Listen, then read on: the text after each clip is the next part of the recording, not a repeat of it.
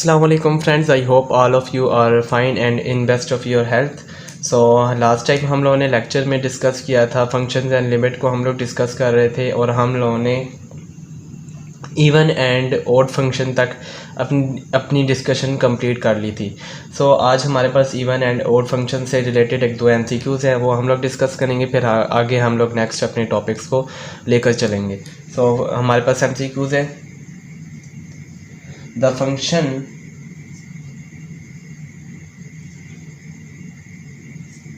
y is equal to sine of x is symmetric about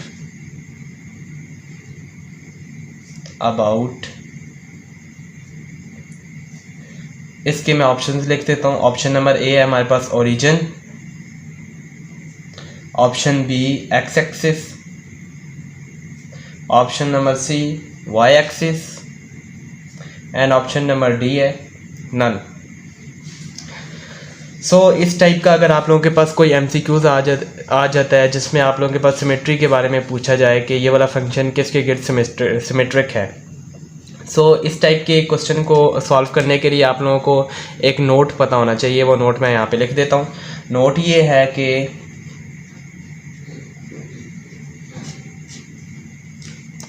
note है हमारे पास even function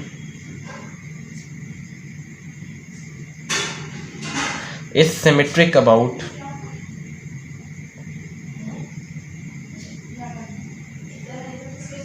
y axis,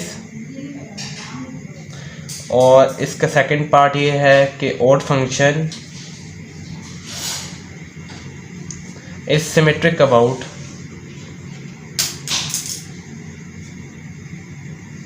origin।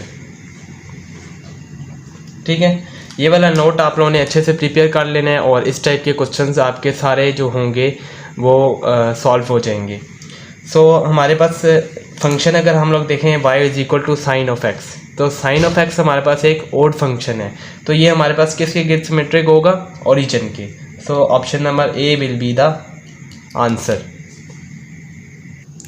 और अब हमारे पास आगे जो टॉपिक है वो है implicit function and explicit function. तो इम्प्लिसिट फंक्शन क्या होता है वो हम डिस्कस कर लेते हैं। Implicit function IMPLICIT, implicit function.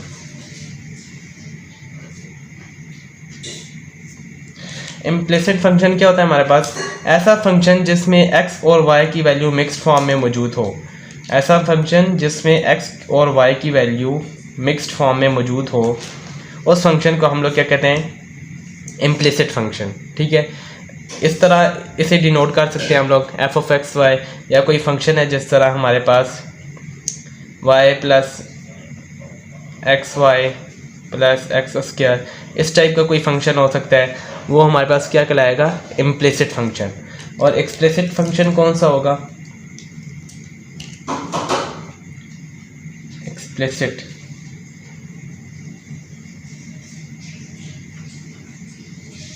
Function. Explicit function हमारे पास होगा जिसमें x और y मतलब कि डिपेंडेंट और इंडिपेंडेंट वेरिएबल हमारे पास अलग अलग मौजूद हों। ऐसे फंक्शन को हम लोग क्या कहेंगे? Explicit function. जैसे y is equal to F of x, अब यहाँ पे x भी लाता है और y भी लाता है। यहाँ पे x और y जो थे हमारे पास वो मिक्स्ड फॉर्म में मौजूद थे, तो ये फंक्शन हमारे पास कौन सा होगा? Implicit function. जबकि x और y अगर अलग अलग मौजूद होंगे तो ऐसे फंक्शन को हम लोग कहेंगे एक्सप्लिसिट फंक्शन। एक एमसीक्यूज़ डिस्कस कर लेते हैं, वहाँ से आप लोगों का कॉन्सेप्ट जो है वो ज़्यादा अच्छा क्लियर हो जाएगा। हमारे पास एमसीक्यूज़ है। Which of the following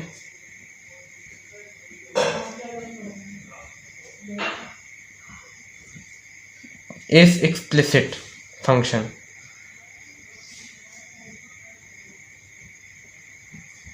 options में लिख देता हूँ। ऑप्शन नंबर ए है x square plus x y plus y square, option B f of x y, option number C x y minus y plus 9 and option number D है y is equal to F of x.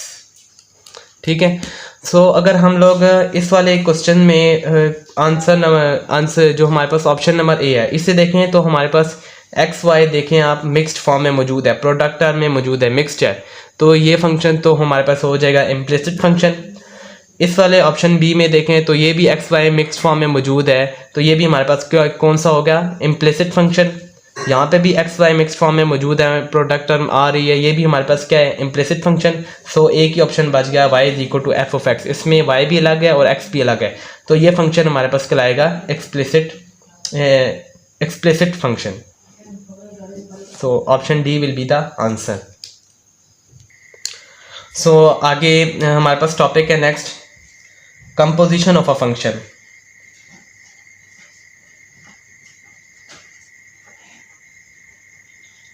composition of a function।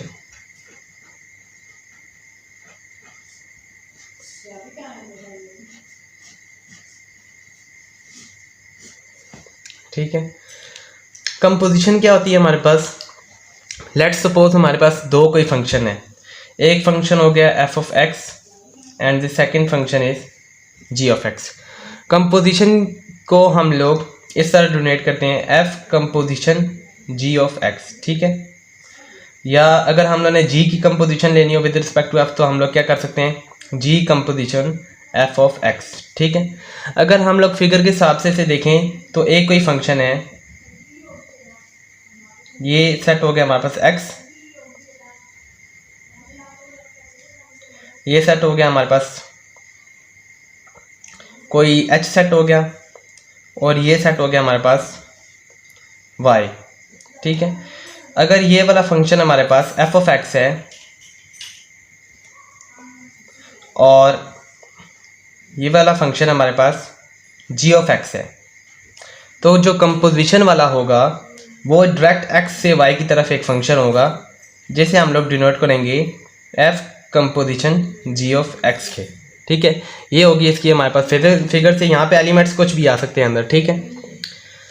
अब हम लोग discuss करते हैं कि composition के according हमारे पास कुछ इंपॉर्टेंट रिजल्ट हैं जो कि एमसीक्यूज़ के लिए काफ़ी इंपॉर्टेंट है, वो हम लोग डिस्कस कर लेते हैं कि F composition G of x is not equal to G composition F of x. एक रिज़ल्ट ये हो गया, ये आप लोगों ने याद रखना है, ये अक्सर जो है एमसीक्यूज़ में पूछा जाता है। फिर उसके बाद सेकेंड रिज़ल्ट है हमारे पास, कोई अगर सिमिलर फंक्शन की कंपोजिशन हो, एफ कंपोजिशन एफ हो, तो उसे हम लोग एफ स्क्वायर भी लिखते हैं, ठीक है। ये भी इसकी नोटेशन है, ठीक है। इसी तरह हमारे पास एक और रिज़ल्ट है इम्पोर्टेंट, वो रिज़ल्ट ये है कि कंपोजिशन और इन्वर्स ये एक दूसरे के उलट होते हैं, ठीक है। तो जब भी हमारे पास कोई फंक्शन होगा, एफ इन्वर्स की कंपोजिशन अगर हम लोग एफ के साथ लें, एफ ऑफ एक्स, तो हमारे पास उसका वो इक्वल होती है हमारे पास f composition f inverse of x, और इन दोनों का आंसर क्या इसके इक्वल आता है, हमारे पास एक्स के इक्वल आता है। तो इनवर्स और कंपोजिशन ये आपस में, मतलब कि इन अदर वर्ड्स, ये ट्रू तो नहीं है लेकिन इन अदर वर्ड्स हम लोग कह सकते हैं ये इनवर्स और ये कंपोजिशन आपस में कैंसिल हो जाएगा, तो आंसर हमारे पास इसका हमेशा क्या आया करेगा, एक्स आया करेगा। ये एक हमारे पास इंपॉर्टेंट रिजल्ट है। ये असल में कैंसिल नहीं हो रहे होते बल्कि ये एक दूसरे के उलट होते हैं बिल्कुल, इसीलिए ये हमारे पास इनिशियल पोजीशन पे वापस आ जाते हैं, जिसकी वजह से हमारे पास ये एक्स ही आंसर आ जाता है। तो इस वाले रिजल्ट को हम लोग आगे एमसीक्यूज में भी डिस्कस करेंगे, ठीक है। ये कुछ होगी हमारे पास इंपॉर्टेंट रिजल्ट्स कंपोजिशन से। एक और रिज़ल्ट भी ये था, वो रह गया मुझे बताना, वो रिज़ल्ट ये था कि F composition G of x को हम लोग इस तरह भी लिख सकते हैं, एफ ऑफ फिर ब्रैकेट जी ऑफ एक्स, ठीक है। इस तरह भी इसकी नोटेशन हम लोग कर सकते हैं। अब हम लोग डिस्कस कर लेते हैं कुछ एमसीक्यूज इस कंपोजिशन से। सो हमारे पास एमसीक्यूज है, for F of x is equal to 2x plus 1 and g of x is equal to x square minus 1, then g composition f of x is equal to question mark, ठीक है। ये हमारे पास MCQs है, मैं options नहीं लिख रहा, हम इसे डायरेक्ट सॉल्व कर लेते हैं कि हम लोग कंपोजिशन को कैसे सॉल्व करेंगे। तो हम लोगों ने देखना है कि हम लोगों ने फाइंड क्या करना है, जी कंपोजिशन एफ ऑफ एक्स। हमने फाइंड करना है जी कंपोजिशन एफ ऑफ एक्स। तो इसे मैं इस तरह भी लिख सकता हूँ, जी ऑफ एफ ऑफ एक्स। ये इसकी नोटेशन में शामिल है, ये आखिरी वाला रिजल्ट मैं यूज़ कर रहा हूँ, ठीक है। अब हम लोग क्या करेंगे, जी वाला फंक्शन लिखेंगे। फंक्शन क्या होगा हमारे पास, एक्स स्क्वायर माइनस 1, ये जी ऑफ एक्स है। अब एक्स जहाँ जहाँ पे आ रहा है उसकी जगह पे हम लोग क्या लिखेंगे, एफ ऑफ एक्स लिखेंगे। एफ ऑफ एक्स का स्क्वायर आ जाएगा -1। अब यहाँ पे हम लोग एफ ऑफ एक्स की वैल्यू पुट कर देंगे। एफ ऑफ एक्स की वैल्यू है 2x + 1 का स्क्वायर -1। अब इसका हम लोग सिंप्लीफाई कर लेंगे तो हमारे पास आंसर आ जाएगा। सिंप्लीफाई करें तो क्या बनता है हमारे पास, ये बनेगा हमारे पास 4x² + 1 आ जाएगा एंड प्लस 4x -1। अब ये देखें -1 एंड +1 आपस में कैंसिल हो गए, सो आंसर हमारे पास क्या रह जाएगा, 4x² + 4x, ठीक है। तो ये इस कंपोजिशन का हमें आंसर मिल गया। आगे नेक्स्ट MCQ है हमारे पास, if f of x is equal to x² + x divided by 2x - 1, then f composition f inverse of 2 is equal to question mark। सो अभी मैंने आप लोगों को एक रिसेंटली रिजल्ट पढ़ाया था यहाँ से, ये वाला, कि इन्वर्स फंक्शन और कंपोजिशन आपस में बिल्कुल उलट होते हैं, जिसकी वजह से हमारे पास जो भी x की जगह पे यहाँ पे आ रहा होगा वो हमारा क्या आ जाएगा, आंसर डायरेक्ट। सो यहाँ पे ये जो फंक्शन गिवन है ये आपको बिल्कुल कंफ्यूज करने के लिए गिवन है। आप लोगों ने क्या करना है, f और f इनवर्स इसकी कंपोजिशन ये आपस में, इन अदर वर्ड्स हम लोग कह सकते हैं ये कैंसिल हो जाएगा और आंसर हमारे पास क्या रह जाएगा, 2। तो इस कंपोजिशन का आंसर क्या आ जाएगा हमें, 2। अदर वर्ड हम लोग इसे इस तरह भी सॉल्व कर सकते हैं कि पहले इस फंक्शन से हम लोग फंक्शन का इन्वर्स निकालें, फिर इन्वर्स वाले फंक्शन के साथ इस वाले फंक्शन की कंपोजिशन लें, तो आंसर उसमें फिर कंपोजिशन लेने के बाद उसमें 2 पुट करें, फिर हमारे पास आंसर आ जाएगा, ठीक है। लेकिन वो MCQs के लिए बहुत टाइम कंज्यूमिंग होगा, तो आप लोगों ने ये वाला रिजल्ट यूज़ करके इसे सॉल्व करना है। आगे नेक्स्ट MCQs है हमारे पास, which of the following is not true.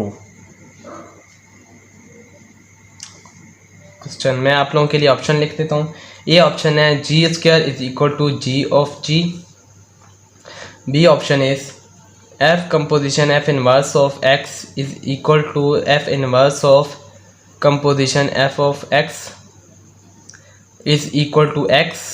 C option is g composition f is equal to f composition g। and D option is f composition f is equal to f cube, ठीक है। सो मैंने आप लोगों को पीछे एक result पढ़ाया था, हम लोग देख लेते हैं, बारी बारी चेक कर लेते हैं कौन सा ऑप्शन हमारा करेक्ट है। ए ऑप्शन को देखें तो हमारे पास है जो फंक्शन है और सिमिलर फंक्शन है तो उनकी कंपोजिशन है, तो ये क्या हो जाएगा, स्क्वायर हो जाएगा, ठीक है। तो ये वाला तो बात ट्रू है, हम लोगों ने नॉट ट्रू ढूंढनी है। अब ये वाला रिजल्ट भी हम लोग यहाँ पे पा चुके हैं, तो ये वाला भी ऑप्शन नहीं हो सकता। फिर सी को देखें, f composition g composition f is equal to f composition g, तो ये वाला हम लोगों ने रिजल्ट पढ़ा था कि ये कभी भी आपस में इक्वल नहीं होते, तो इसीलिए हमारे पास ऑप्शन क्या है, सी है। और डी वाला ऑप्शन अगर देखें तो f कंपोजिशन f 3 बार कंपोजिशन है, तो ये इसके की पावर क्या हो जाएगी, 3 हो जाएगी। अगर हमारे पास f composition f up to n number तक हो तो हम लोग क्या कर देंगे, f की पावर n कर देंगे। तो ये मैंने जनरल टर्म उसकी बना दी है, इसी वाली की जनरल टर्म ये है, ठीक है।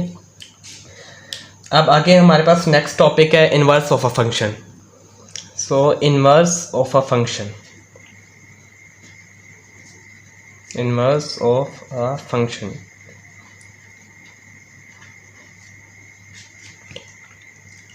इन्वर्स ऑफ अ फंक्शन क्या होता है, एक कोई फंक्शन है, फर्स्ट कर लें फंक्शन नहीं सॉरी एक सेट है a b c and the second set is 1 2 3। इस वाले सेट को हम लोग डोमेन सेट भी कहते हैं और इसे मैं रिप्रेजेंट कर रहा हूँ x के साथ, और इस वाले सेट को हम लोग रिप्रेजेंट कर रहे हैं y के साथ। अब ये वाला सेट जो है वो इनपुट है डोमेन, और ये वाली क्या है हमारे पास आउटपुट है रेंज, ठीक है। अब कुछ मैपिंग हो रही है इस तरह।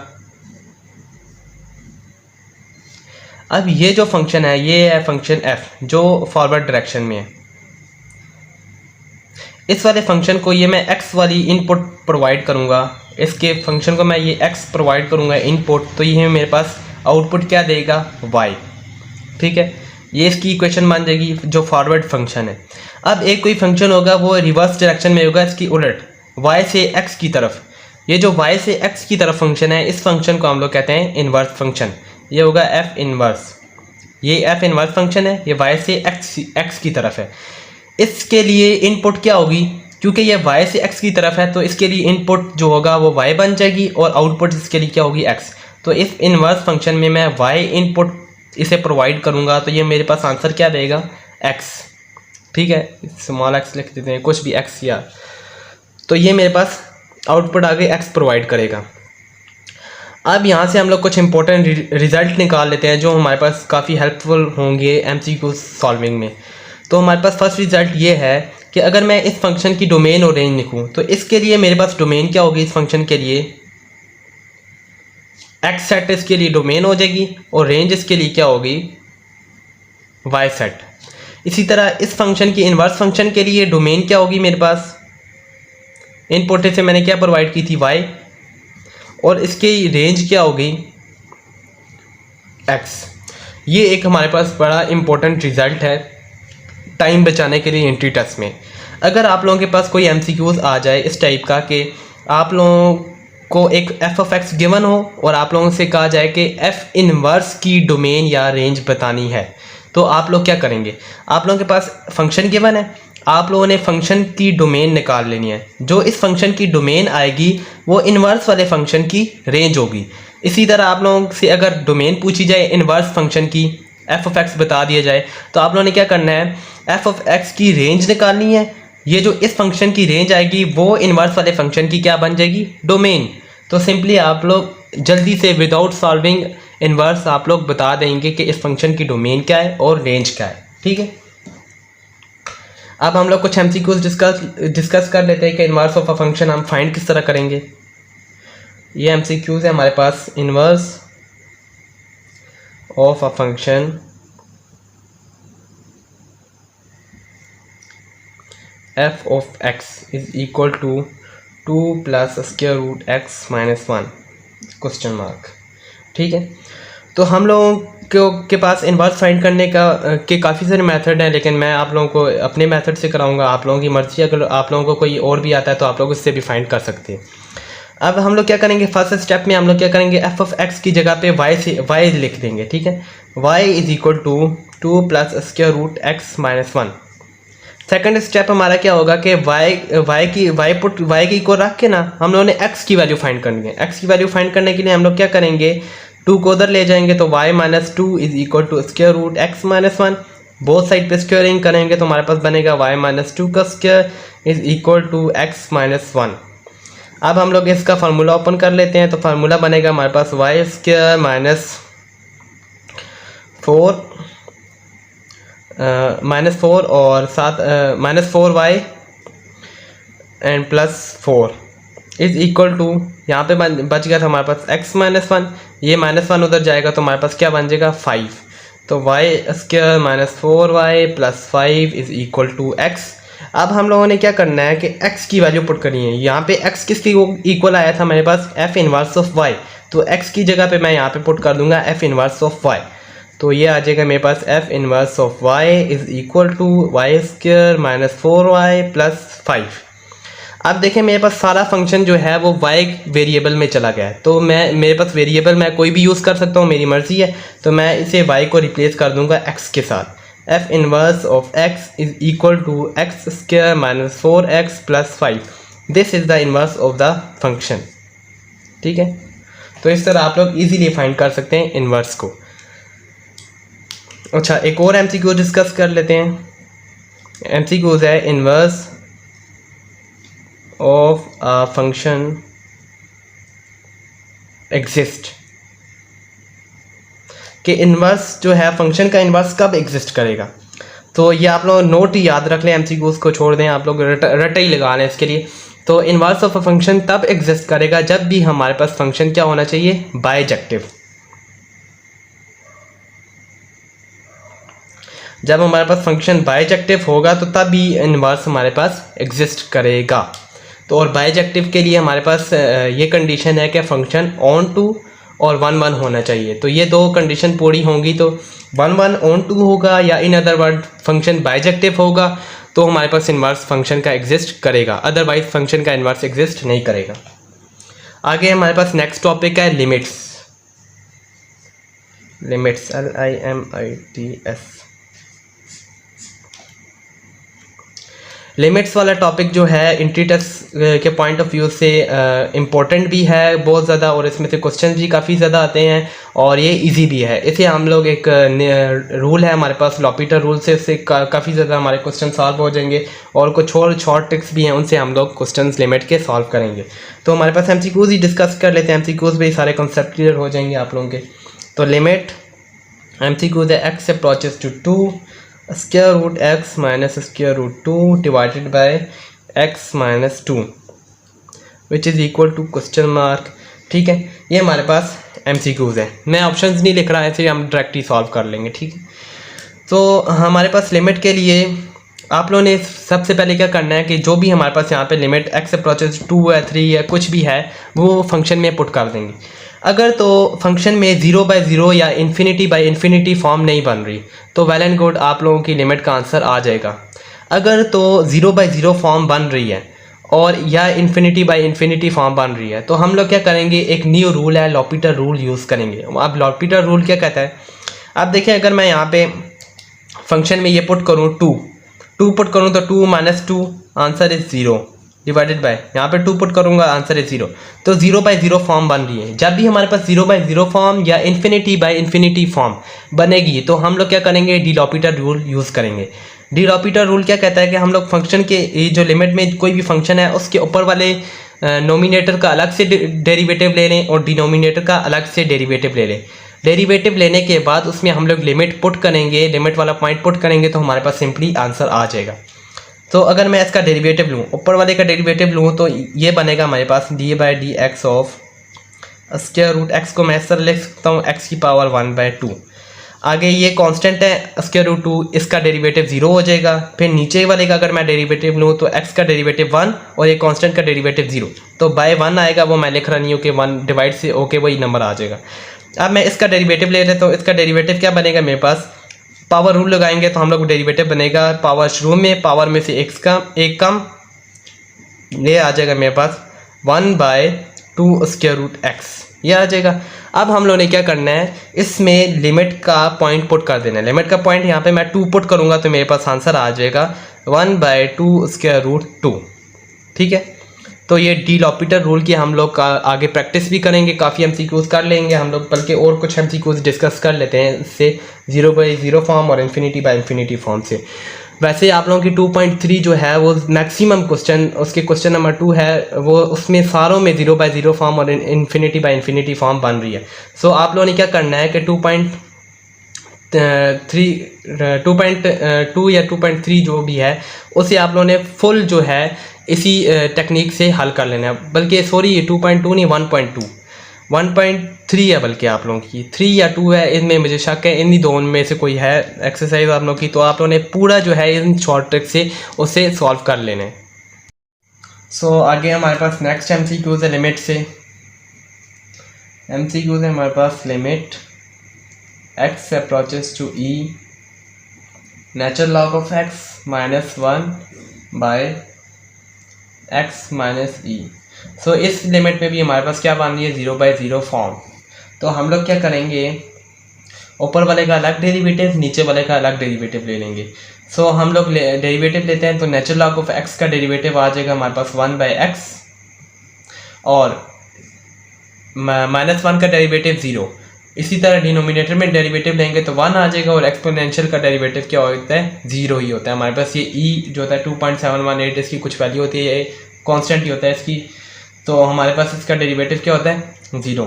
तो 1/x आ गया हमारे पास, 1/e पुट कर देंगे, इसमें लिमिट पुट कर देंगे तो 1/e आ जाएगा, और 1/e का आंसर क्या आ जाएगा, e की पावर -1। सो ई की power -1 will be the answer. इसी तरह हमारे पास एक और MCQs है। Limit x approaches to 0 sin x divided by x which is equal to 1।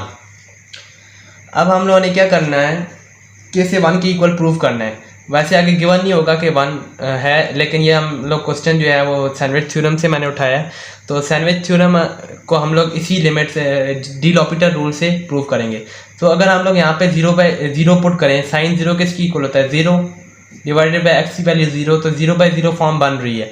तो हम लोग क्या करेंगे, ऊपर वाले का अलग डेरिवेटिव, नीचे वाले का अलग डेरिवेटिव। ऊपर वाले का डेरिवेटिव लेंगे तो साइन x का डेरिवेटिव क्या होता है हमारे पास cos of x divided by x का डेरिवेटिव क्या होगा 1।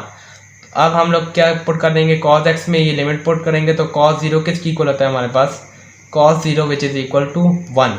सो ये यहाँ से हमारे पास सैंडविच थ्योरम भी प्रूव्ड हो जाता है। सो ये आप लोगों ने देख लिया कि किस तरह हम लोग जो है लिमिट को अप्लाई करके इजीली अपने क्वेश्चन सॉल्व कर सकते हैं। आगे कुछ और क्वेश्चन देख लेते हैं लिमिट में से। ये है हमारे पास question, limit x approaches to 0 1 minus x by 3 की power 2/x is equal to question mark. अब यहाँ से हमारी ट्रिक नंबर 2 स्टार्ट होगी, ठीक है। इससे पहले लिमिट के ऊपर हम लोग फर्स्ट ट्रिक देखिए डी लॉपिटर रूल, यहाँ से हमारे पास ट्रिक नंबर 2 स्टार्ट हो। सेकंड ट्रिक क्या कहती है हमारे पास कि जब भी हमारे पास कुछ इस टाइप की लिमिट हो, 1 हो और आगे प्लस माइनस जो भी हो रहा हो और उसकी पावर कुछ ना कुछ हो, इस टाइप की देखने में आप लोगों को इस टाइप की अगर कोई लिमिट नज़र आ रही है तो इसका आंसर क्या आएगा हमारे पास। हमें इतना पता होना चाहिए कि इसका आंसर ई की पावर की फॉर्म में कुछ ना कुछ नंबर आएगा। तो हम लोग क्या लिख लेते हैं, ई को पहले ही लिख लेते हैं। हम लोग को ये तो कंफर्म है कि ई की कोई ना कोई पावर ही होगी। तो अब पावर को हम लोगों ने कैसे लिखने है, पावर को लिखने के लिए हम लोगों ने क्या करना है कि यहाँ पे जो भी टर्म आ रही होगी 1 के साथ, प्लस हो रही हो या माइनस हो रही हो, विद साइन से हम लोगों ने उठाना है इस वाली टर्म को, और ऊपर जो भी पावर हो उसके साथ मल्टीप्लाई करके लिख देना है। अब देखें यहाँ पे टर्म क्या है हमारे पास -x/3, इसे हम लोगों ने मल्टीप्लाई करना है 2/x के साथ, और x से कट जाएगा, हमारे पास आंसर आएगा -2/3। तो e की power -2/3 will be the answer. So ये देख सकते हैं आप लोग कि सेकंड ट्रिक कितनी इजी और ये है बहुत ही आसान है। आगे हमारे पास इसी टाइप के हम लोग कुछ और क्वेश्चन डिस्कस कर लेते हैं। आगे हमारे पास question, limit x approaches to 0 1 plus x की power 1/x is equal to question mark. अब देखिए उसी टाइप की मुझे कुछ लिमिट लग रही है कि 1 प्लस है और पावर में कुछ ना कुछ नंबर है। तो हम लोग क्या करेंगे, इतना तो पता है हमें ई की पावर की फॉर्म में कोई ना कोई आंसर आएगा। ई मैंने लिख लिया पहले ही। अब हम लोग इस वाली टर्म को मल्टीप्लाई कर देंगे इसके साथ और इसकी पावर बना के लिख देंगे। तो x को मल्टीप्लाई करेंगे 1/x के साथ और इससे ये कैंसिल हो जाएगा, answer will be 1 and e की power 1 which is equal to e. So ये हमारे पास आ गया इस लिमिट का आंसर। ये हमारे पास थ्योरम भी है, थ्योरम से भी हम लोगों ने इसे प्रूव किया हुआ था और इस ट्रिक से भी ये प्रूव हो गए। आगे हमारे पास एक और क्वेश्चन है, देख लेते हैं प्रैक्टिस के लिए। Limit x approaches to infinity 1 plus 1/x की पावर x है। इसमें भी वही सिंपली e की पावर की फॉर्म में कोई ना कोई नंबर आएगा और इसे हम लोग 1/x को मल्टीप्लाई करके लिख देंगे x के साथ। सो e की पावर 1, तो इस लिमिट का भी आंसर क्या आ गया हमारे पास e। और क्वेश्चन देख लेते हैं इसी से। Limit x approaches to infinity 1 plus 3/x की पावर है x which is equal to question mark. अब इसी में भी हम लोग वही करेंगे, e की पावर की फॉर्म में कोई ना कोई नंबर आएगा, 3/x को मल्टीप्लाई करेंगे x के साथ, आंसर इज 3। तो e की power 3 will be the answer, ठीक है। आगे हमारे पास एक और क्वेश्चन है। Limit x approaches to 0 sin ax divided by sin bx is equal to question mark. So इस लिमिट को हम लोग सॉल्व करेंगे डी लॉपिटर रूल से। अगर हम लोग यहाँ पे लिमिट पुट करें, 0 पुट करें, साइन ये वाले a0 से मल्टीप्लाई होकर 0 हो जाएगा, साइन 0 बन जाएगा और यहाँ पे भी 0 बन जाएगा, साइन 0। साइन 0 और साइन 0 किसकी इक्वल होता है हमारे पास 0/0 फॉर्म बन रही है। तो हम लोग क्या करेंगे डी लॉपिटर रूल यूज़ करेंगे। तो डी लॉपिटर रूल यूज़ करेंगे तो ऊपर वाले का डेरिवेटिव लेंगे। साइन ए एक्स का डेरिवेटिव क्या बनेगा हमारे पास कॉस ए एक्स, और एंगल का अगेन डेरिवेटिव लेंगे। एंगल का डेरिवेटिव लेंगे तो ए एक्स का डेरिवेटिव क्या बनता है हमारे पास ए, वो साथ मल्टीप्लीकेशन में आएगा, divided by sine b x का डेरिवेटिव क्या बनेगा कॉस बी एक्स, और एंगल का अगेन डेरिवेटिव लेंगे तो हमारे पास आ जाएगा बी एक्स का डेरिवेटिव क्या बनेगा बी। ठीक है, बी आ जाएगा। अब हम लोग यहाँ पे लिमिट पुट करेंगे, एक्स अप्रोचेस टू 0 इसमें पुट करेंगे। तो एक्स अप्रोचेस टू जब हम 0 पुट करेंगे इसमें, तो यहाँ पे बनेगा cos 0 ओवर cos 0 हो जाएगा। cos 0 1 के इक्वल होता है, 1/1 आ जाएगा। 1/1 इज मल्टीप्लाई बाय a/b, तो आंसर इज हमारे पास a/b।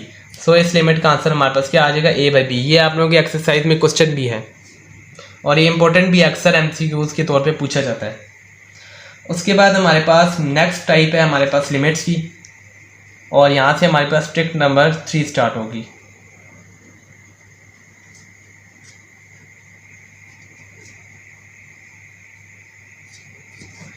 ट्रिक नंबर 3 यहाँ से स्टार्ट होगी, क्वेश्चन में ही डिस्कस कर लेते हैं। ऐसे क्वेश्चन है limit x approaches to infinity x³ - 3x² + 7x + 5 divided by 3 - 2x + x² is equal to question mark. So इस लिमिट का आंसर हमारे पास क्या आएगा। सो इस वाली लिमिट को हम लोगों ने आंसर करने के लिए कोई भी हमारे पास अगर इस टाइप की लिमिट हो जिसमें पी एक्स ऊपर हो और क्यू एक्स नीचे हो, कोई भी हमारे पास दो पोलिनोमियल हो डिवाइड हो रही हो और limit x approaches to infinity हो, इसके लिए जो हमारे पास ज़रूरी ट्रिक ये है कि हमारे पास एक्स अप्रोचेस टू इन्फिनिटी ही होना चाहिए। इसके अलावा और कुछ होगा तो ये वाली ट्रिक जो होगी उसके लिए वैलिड नहीं होगी। एक्स अप्रोचेस टू इन्फिनिटी लाजमी होना चाहिए। तो हम लोगों ने क्या करना है, ऊपर वाला हाईएस्ट डिग्री ढूंढनी है एक्स की हाईएस्ट डिग्री क्या है, एक्स का क्यूब है यहाँ पे। इसके साथ जो भी कोफिशिएंट होगा उसे हम लोग नोमिनेटर में लिख देंगे। इसके साथ कोफिशिएंट इस टाइम पे 1 है तो मैंने 1 को नोमिनेटर में लिख दिया। अब नीचे एक्स क्यूब वाला ढूंढना है, एक्स क्यूब वाली टर्म यहाँ पे है ही नहीं तो इसका मतलब है 0 है, तो हम लोग क्या कर देंगे 0। तो ये हमारे पास 1/0 आंसर इज इन्फिनिटी आ जाएगा। ठीक है, इसी तरह हम लोग एक और MCQs इसी टाइप से डिस्कस कर लेते हैं ताकि आप लोगों का कंसेप्ट अच्छा हो जाए।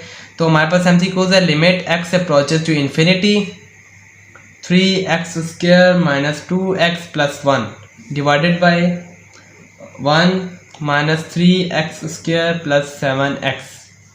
तो इसका आंसर क्या आएगा हमारे पास। हम लोग हाईएस्ट जो है डिग्री ढूंढेंगे, एक्स की हाईएस्ट डिग्री यहाँ पे x⁻2 है और x⁻2 के साथ जो कोफिशिएंट है वो है 3 को मैंने ऊपर लिख दिया डिवाइडेड बाय। अब x² वाली टर्म नीचे ढूंढनी है, x² वाली टर्म यहाँ पे ये आ रही है और इसके साथ कोफिशिएंट है -3, तो इसे हम लोग डिनोमिनेटर में लिख देंगे। तो ये आ जाएगा हमारे पास आंसर -1।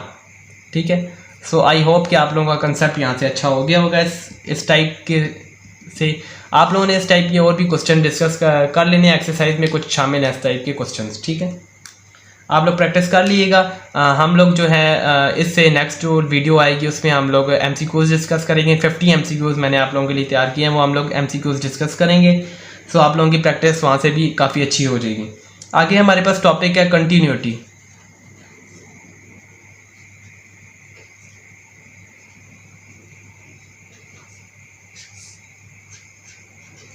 कंटिन्यूटी में से एंट्री टेस्ट के हवाले से कोई सवाल इतना ज़्यादा पूछा नहीं जाता, लेकिन फिर भी हम लोग कंप्लीटनेस को मद्देनज़र रखते हुए इसे भी डिस्कस कर लेंगे। ठीक है, तो एंड कंटिन्यूटी के लिए हमारे पास दो कंडीशन है कि हमारे पास f(c) एग्जिस्ट करना चाहिए कि जब फंक्शन में हम लोग वो पॉइंट पुट करें जिस पॉइंट के ऊपर हम लोग कंटिन्यूटी चेक कर रहे हैं वो पुट करें तो एक डिफाइंड आंसर आना चाहिए हमारे पास। एक तो ये हो गया, और दूसरा f(c) का एग्जिस्ट करना चाहिए ये, और f(c) का जो आंसर है वो हमारे पास इज इक्वल टू आना चाहिए limit x approaches to c f(x) के फंक्शन में की लिमिट एग्जिस्ट करनी चाहिए और लिमिट का आंसर किसके इक्वल आना चाहिए, f(c) के इक्वल आना चाहिए। यहाँ से कंटिन्यूटी से जो क्वेश्चन आ सकते हैं वो हमारे पास कुछ इस टाइप का क्वेश्चन हो सकता है, हम लोग डिस्कस कर लेते हैं। F of x is equal to x minus 1 if x less than 3 and m x plus 1 if x greater than or equal to 3, then find m if function is continuous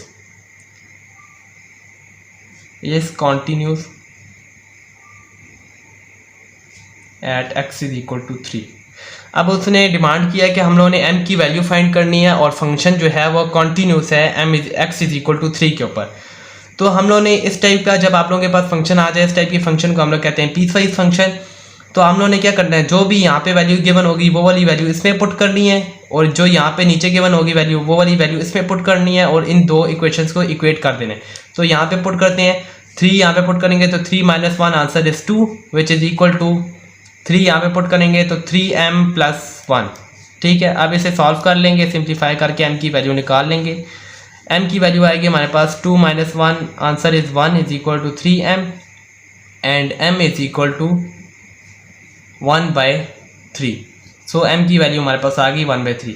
सो और बाकी जो हैं continuity के topic में से long questions हैं वो MCQs के हिसाब से इतने इंपॉर्टेंट नहीं है, इसलिए हम लोग उसे डिस्कस भी नहीं कर रहे। सो ये था हमारा आज का लेक्चर, जिसमें हम लोगों ने लिमिट्स के हिसाब से कुछ MCQs डिस्कस कुछ जो हैं इंपॉर्टेंट MCQs भी डिस्कस किए हैं, और कुछ जो हैं हमारे पास ट्रिक्स भी हम लोगों ने डिस्कस की हैं। सो उम्मीद करता हूँ कि आप लोगों को मेरी आज की ये वीडियो पसंद आई हो। सो मिलते हैं आप सब लोगों को एक नेक्स्ट वीडियो में, तब तक के लिए अल्लाह हाफिज़।